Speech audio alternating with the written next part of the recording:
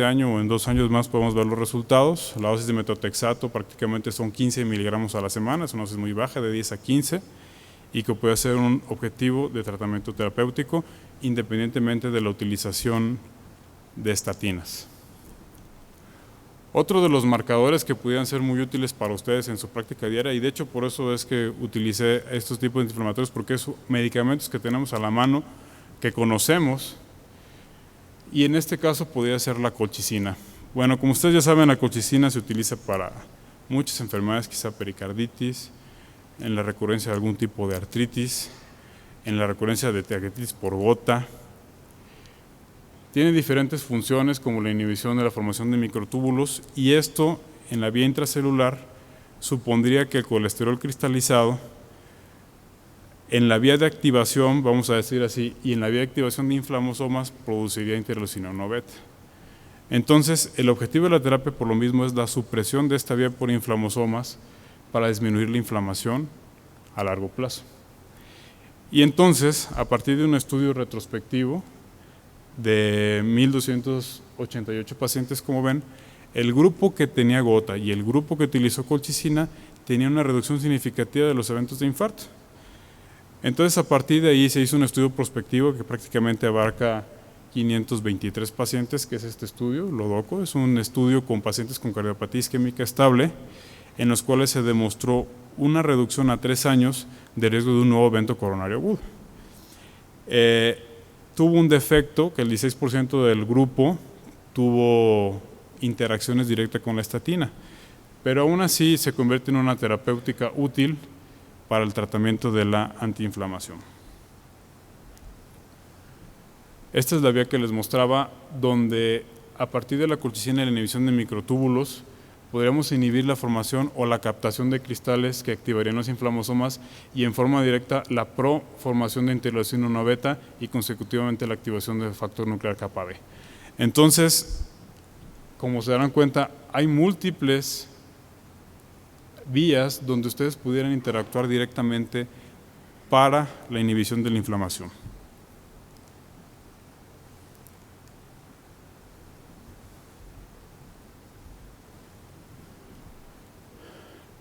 Este es el estudio que les presenté.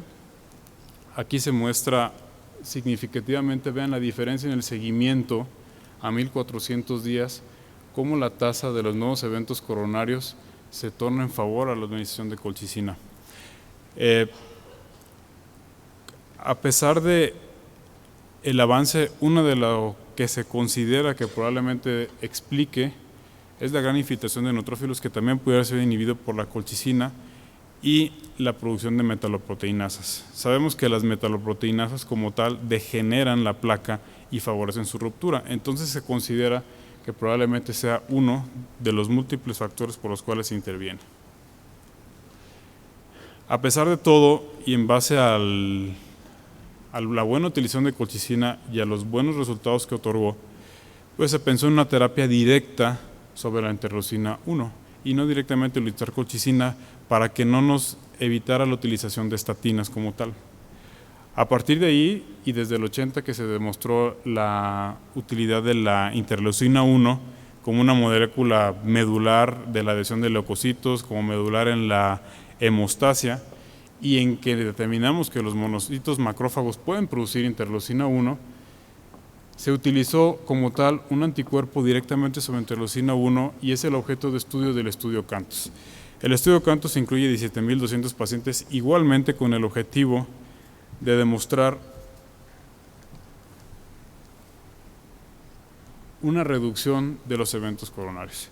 En el estudio prepiloto, antes de iniciar el estudio de fase 3, en el cual está actualmente, se denotaron los efectos directos de del bloqueo de la interleucina 1 en los pacientes, y sí, marca una tendencia importante en la disminución de los pocos factores que podemos medir, como sería una proteína C reactiva de alta sensibilidad.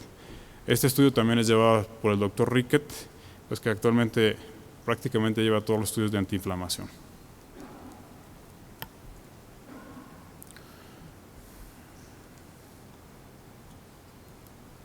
Bueno,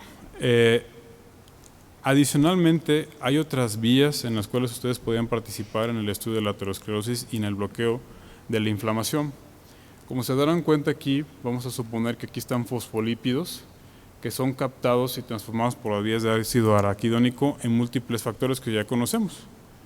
En este caso, leucotrienos, tromboxanos, prostaglandinas, y aquí podría ser otro objeto de las terapias blanco. Como ustedes pueden darse cuenta también, la activación de múltiples vías también conllevan a partir del colesterol a la oxidación de la LDL, que como sabemos aumenta su tasa de heterogenicidad, etcétera, etcétera, su adhesión a los vasos, etcétera, etcétera. Pero aquí nuevamente podrían tener las diferentes vías de tratamiento para tratar de inhibir los diferentes factores que pueden llevar a la modificación de LDL o a los mismos efectos secundarios de leucotrienos o tromboxano 2. Por ejemplo, aquí pueden ver los diferentes estudios y las múltiples ideas que se ha tenido acerca de esto, quizá con diferentes inhibidores como el Baresplatdip, que de hecho es un estudio que se llama Francis, y el estudio Vista, que a pesar de las buenas intenciones que teníamos en el bloqueo de la lipoproteína lipasa directamente sobre las LDL, pues se notó que había un incremento de riesgo cardiovascular. ¿Por qué? Porque muchos de estos anticuerpos no son selectivos directamente a la molécula que queremos determinar, y probablemente haya diferentes lipoproteínas lipasas que puedan ser a favor de la antiaterosclerosis.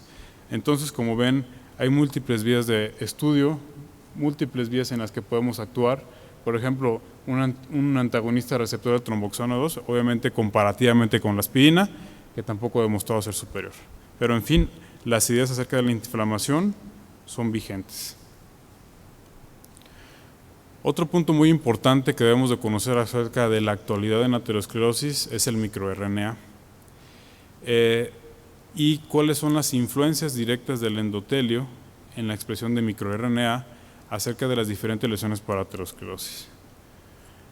Como ustedes lo vimos, hay diferentes estadios en los que la aterosclerosis ya está presente, no nos da síntomas, sabemos que se desarrollan bifurcaciones, y paradójicamente lo que uno cree, el flujo de alta velocidad en un vaso laminar, vamos a decir muy alto flujo en el centro del vaso con disminución en la periferia, este alto estrés y este alto flujo favorece que el endotelio se mantenga sano, lo mantiene pues, en un estado, vamos a decir, de estabilidad, sin alto recambio, mantiene la vida útil del endotelio, pero conforme pasa el tiempo y existen placas de remodelado vascular, el flujo sanguíneo empieza a disminuir, el endotelio se deforma el flujo, se deforma cómo pasa el flujo aquí, y en esta deformación y en estos vórtices de flujo, paradójicamente, esta disminución del estrés endotelial favorece que el endotelio empiece a lesionarse. Entonces favorece apoptosis, mayor regeneración, pérdida de la adhesividad, y a partir de ahí las lipoproteínas pueden ingresar más y favorecer el crecimiento de la placa. Entonces, es por tanto que mantener el flujo pudiera ser muy importante para evitar que el endotelio se dañe. La pregunta es ¿por qué en la deformidad del flujo se activa la inflamación? Bueno, es aquí donde entra la teoría, o la suposición de que el microRNA inducido a través de diversas vías génicas favorecería la producción de múltiples procesos en la inflamación continua. Como ustedes pueden ver aquí, una vez que el flujo vascular se ve afectado, vienen diferentes vías que vienen a ser bloqueadas.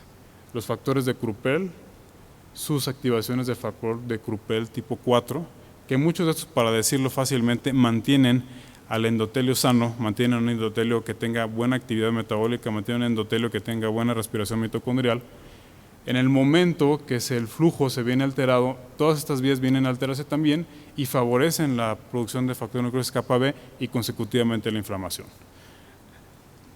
Igualmente, esta alteración del flujo favorece el estrés del retículo endoplásmico y la producción, vamos a decirlo aquí, de microRNA, que junto con otros factores va a producir aumento de la apoptosis y consecutivamente aumento de la permeabilidad y de la invasión de más lipoproteínas. Entonces, por tanto, ustedes se pueden dar cuenta que el flujo alterado vascular va a conllevar a inflamación, mayor apoptosis del endotelio, mayor proliferación del endotelio, y que junto con la hiperlipidemia que nosotros ya conocemos, que favorece inflamación y que favorece apoptosis, bueno, en general vamos a lesionar más al endotelio. Este es el mecanismo propuesto de los diferentes moléculas de microRNA que pudieran afectar las vías de señalización. Aquí es una molécula de LDL oxidada, y como ustedes ven, estas moléculas de LDL oxidada inducen diferentes vías para la apoptosis, inducen diferentes vías para factor necrosis tumoral kappa B, aumentar la inflamación, favorecen vías directas para los eventos proliferativos. Inmediatamente con la alteración del endotelio, también puede haber bloqueo de algunos microRNA o estimulación de algunos bloqueos de algunos microRNA, y que consecutivamente por las diferentes vías, por ejemplo esta, puede activar factor de necrosis tumoral alfa y consecutivamente factor de necrosis kappa B y aumentar la inflamación. Entonces, si se dan cuenta, no es suficiente la terapéutica actual para disminuir la incidencia de aterosclerosis. Son demasiadas vías en las que puede interferir el mismo organismo en la producción de la enfermedad. Y aquí podría ser la utilización o el pensamiento de determinadas moléculas con un bloqueo directo sobre algunas vías de microRNA. Cabría pensar aquí, por ejemplo, una vía que pudiera bloquear esta vía de microRNA, que pudiera bloquear la vía de una LDL oxidada y que adicionalmente por sí sola pudiera disminuir la inflamación. Entonces, esto es lo que actualmente se está realizando.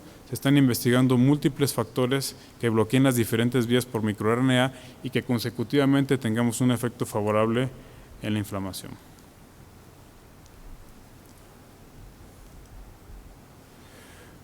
Muy bien, el tercer punto que es muy importante es el del estrés oxidativo. Como ustedes ya saben, el término del síndrome metabólico, bueno, acuñado inicialmente como síndrome X, ya tiene bastantes años, quizá aceptados por muchos, quizá no aceptados por otros, pero en realidad es una realidad que tenemos múltiples factores que favorecen la inflamación de bajo grado. El modelo experimental a partir del cual se desarrolló el síndrome metabólico fue escrito por Raven, como ustedes ya saben, en una dieta alta en sacarosa. Era vamos a decir, sacarosa en un medio sólido. Pero en el Instituto Nacional de Cardiología, el doctor El Hafidi desarrolló un modelo también de síndrome metabólico basado en el modelo de Raven, en donde hacía una diferencia.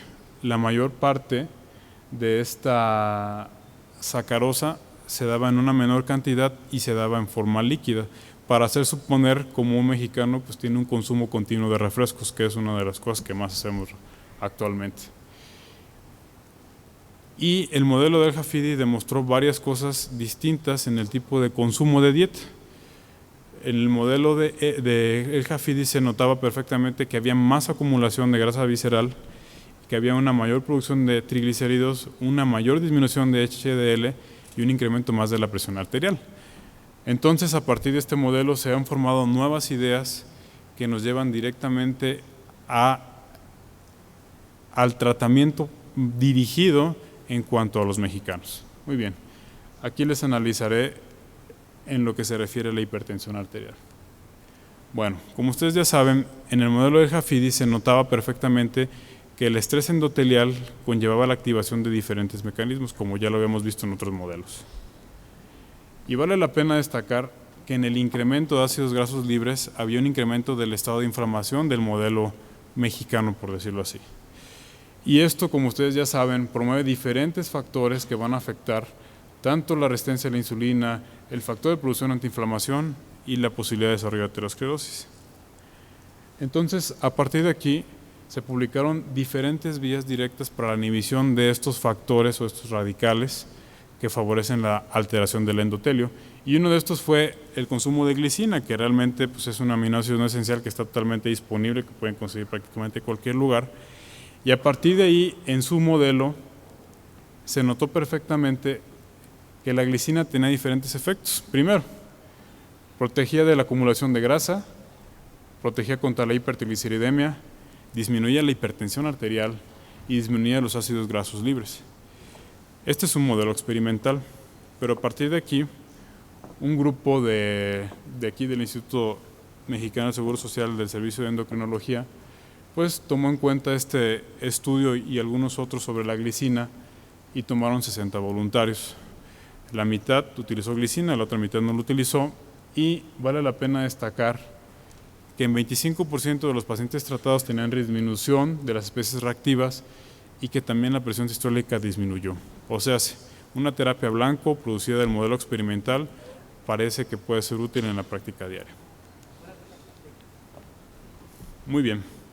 Como verán, la información acerca de las vías antiinflamatorias es muy extensa, conlleva muchas ideas que debemos de poner en práctica y a partir de eso nos podemos dar cuenta perfectamente que falta mucho por hacer, que la metainflamación juega un papel amplio en el desarrollo y en la perpetuación de enfermedades. Probablemente la metainflamación explica la aterosclerosis, la diabetes, la hipertensión, puede explicar la progresión de cualquiera de las enfermedades en conjunto y que tenemos la obligación de desarrollar terapias antiinflamatorias con perfiles fenotípicos, o sea, terapias personalizadas, donde quizá alguno de los pacientes expresa más una interleucina que otra y que quizá la terapia blanco en ese paciente deberá basarse en el bloqueo, por ejemplo, de interleucina 1 beta, o que en otros pacientes deberá basarse en el bloqueo de interleucina 1/6, etcétera, etcétera.